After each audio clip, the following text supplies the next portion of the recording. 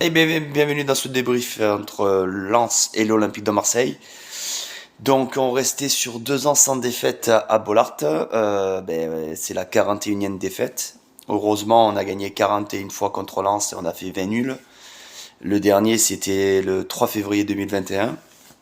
Et la dernière défaite, c'était c'était samedi soir. Et la dernière victoire de l'OM, c'était le 23-11 2024, le 3-1. Donc, que dire? Déjà, je vais vous citer les joueurs qui ont porté les deux maillots. Il y a Sébastien Hamel, Frédéric Mérieux, il y a Guillaume Varmuse, il a été formé à l'Olympique de Marseille. Il y a Frédéric Dehu, il y a Cyril Roll, il y a Jonathan Kloss, il y a Jean Onana, il y a Geoffrey Cordombia, Didier Six pour les anciens. Il y a François Oman Beik de 92 à 94. Il y a Rod Fanny, il y a Jérôme Leroy, Maoulida, Loïc Rémy, Sedou Keita, Alou Diarra, Vedran Rougneux. Il y a Gaëtan Huard aussi. Il y a Wai. Il y a Brice Samba. Il y a Philippe Vercuis pour les anciens, de 80 à 86 et une année en 97. Il y a Titi Camara. Il y a Fabien Laurenti. Il y a Philippe Brunel aussi. Il y a Medina et Florian Thauvin.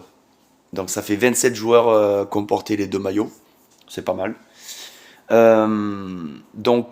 Autre stat aussi, c'est que c'est la 7e défaite depuis que Lens est remonté en Ligue 1, lors de la saison 2021-2022, avec seulement 3 victoires. 2 à Bollaert, le 2-0 le 22 janvier 2022 et le 23-11 2024. Et une seule à domicile, le 28 avril 2024, le 2 buts à 1.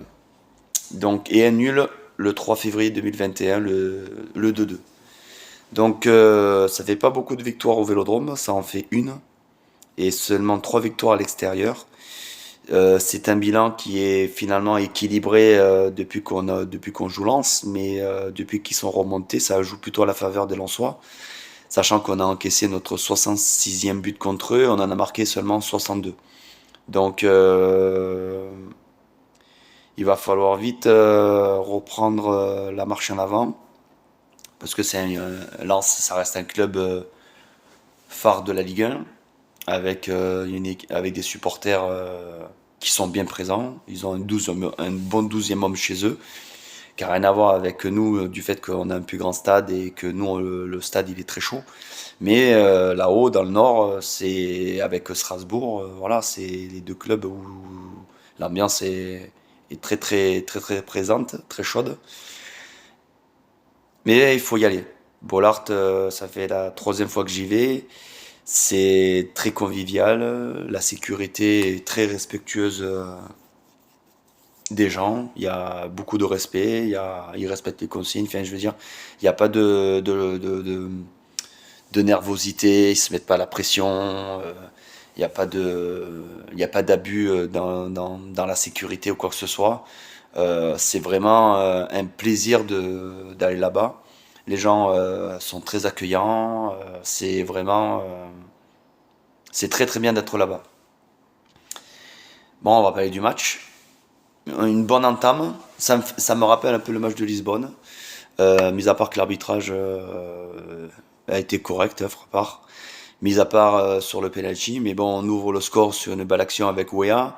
Une jolie frappe enroulée de Greenwood bien placée. Greenwood, homme fort de l'Olympique de Marseille depuis la saison dernière. Hein. Il a des belles stats avec nous.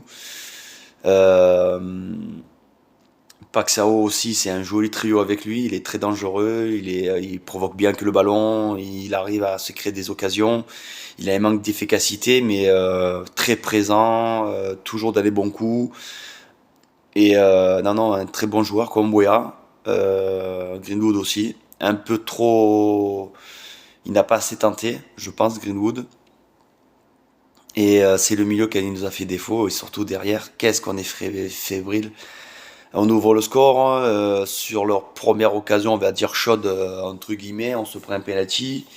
Euh, j'ai pas vu les images, mais on m'a dit, enfin, de ce qu'on m'a dit, ça pouvait se siffler comme ça ne peut pas se siffler.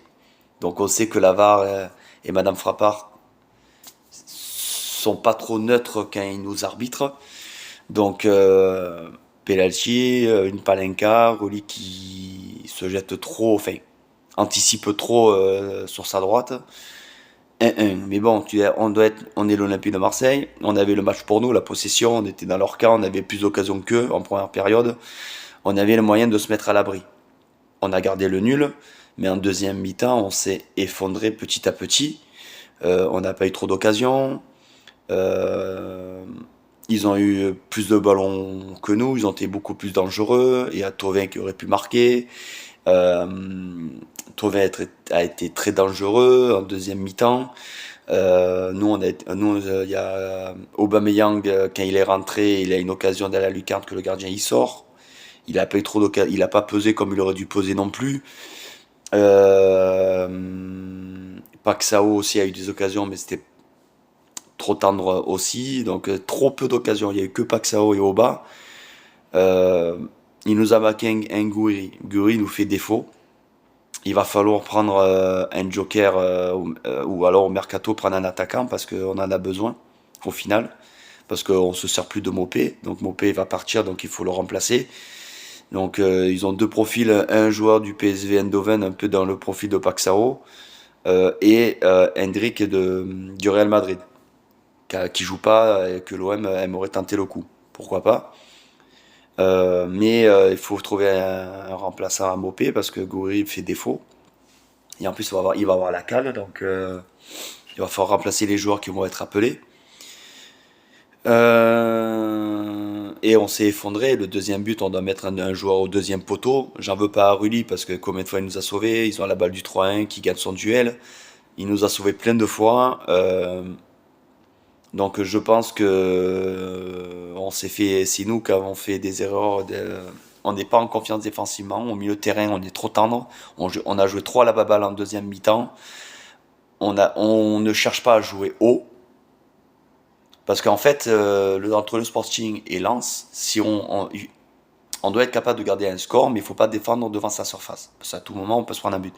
La meilleure des façons de défendre, c'est de jouer plus haut et éviter de se faire, que le bloc descende et de se faire aspirer pour éviter une contre-attaque en profondeur. Donc il faut jouer ils auraient dû jouer un poil plus haut, mais après tu dois jouer vers l'avant. Tu dois jouer vers l'avant. Là, c'est une équipe de Lens qui était prenable. Ils ont fait le dos rond. Nous, on a fait le dos rond aussi, mais on a été fébrile derrière. On n'est pas en confiance du tout. L'entrée de Ballardi n'a rien apporté. Il a été catastrophique. Euh, alors, il y en a qui vont dire qu'il est retombé dans ses travers, mais sur ces 6 ans, il a plutôt été mauvais que bon. À 300 000 euros par mois, j'espère qu'on va trouver un autre profil de joueur derrière, un leadership, un joueur capable d'être bon dans un contre un, d'être intelligent sur un contre, de ne pas jouer le hors-jeu sur une contre-attaque, d'être bien positionné, de communiquer, de gueuler quand il faut gueuler, comme un match comme hier par exemple. Il y aurait des leaders, ils auraient gueulé sur leur coéquipier en disant oh, on doit gagner là, on doit prendre un point, on doit garder le point ou il faut prendre les 3 points. Il manque un leadership. Voilà. Voilà. C'est dommage parce qu'il y avait moyen de prendre des points. Bon, on va pas gagner tous les matchs, hein, mais là, que ça se resserre, hein, parce que maintenant il y a Paris qui est devant nous. Enfin, il y a Paris lance devant nous, il y a Lyon et il y a Strasbourg. Donc, il va falloir engranger des points déjà contre Angers mercredi et de prendre les 3 points et espérer qu'il y ait des pertes de points chez nos concurrents. Monaco est pas trop loin aussi derrière, donc voilà, attention. L'objectif c'est d'être dans les 3 premiers, d'être en Ligue des Champions. La plus belle c'est la première, et la deuxième pour jouer le trophée des champions, et au pire la troisième. Mais il faut être en Ligue des Champions la saison prochaine. L'objectif est là. Donc fin de série à Bollaert, après 2 ans sans défaite. Et il faut gagner chez nous au match retour, parce que depuis 2024 on n'a pas gagné contre Lens.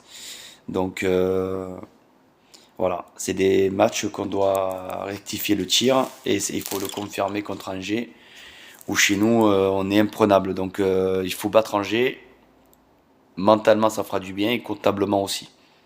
Bonne semaine à vous et on se retrouve pour le débriefing contre Angers mercredi. Forza l'OM. Bonne début de semaine à vous.